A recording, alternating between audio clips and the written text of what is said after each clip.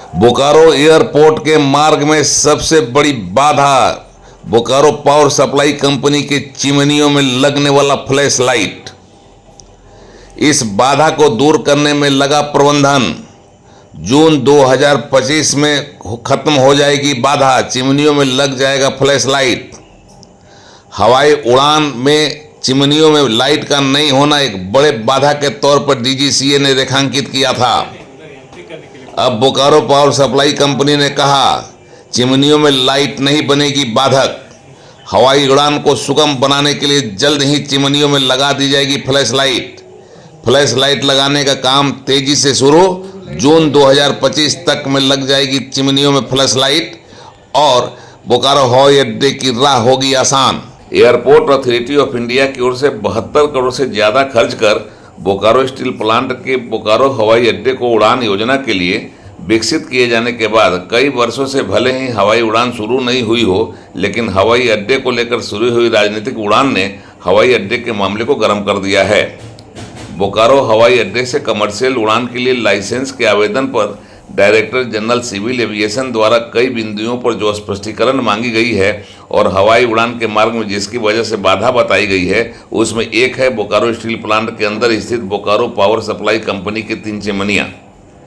काफ़ी ऊंचाई पर स्थित बोकारो पावर सप्लाई कंपनी की इन चिमनियों में फ्लैश लाइट लगाने की ज़रूरत बताई गई थी ताकि हवा में उड़ते हुए आने वाले जहाज और जाने वाले जहाज को संकेत मिल सके कि यहाँ ऊंचाइयों पर चिमनियाँ हैं। चिमनियों में फ्लैश लाइट का नहीं रहना भी हवाई उड़ान को बोकारो में रोके हुए है। इसी के साथ सतनपुर की पहाड़ी पर भी लाइट लगाने की ज़रूरत बताई गई है।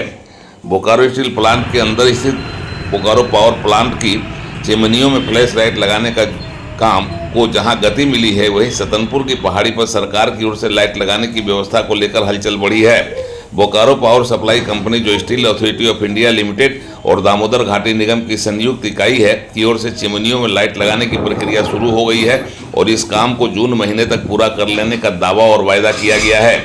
बोकारो पावर सप्लाई कंपनी के मुख्य कार्यकारी अधिकारी की माने तो हवाई उड़ान में उनकी चिमनियां और उस पर लगने वाला लाइट बाधक नहीं बनेगा और हर हाल में इसे जल्द से जल्द पूरा कर लिया जाएगा ताकि बोकारो से हवाई उड़ान की राह आसान हो सके और बोकारो पावर सप्लाई कंपनी की चिमनियां इसकी राह में बाधा नहीं पहुंचा सके।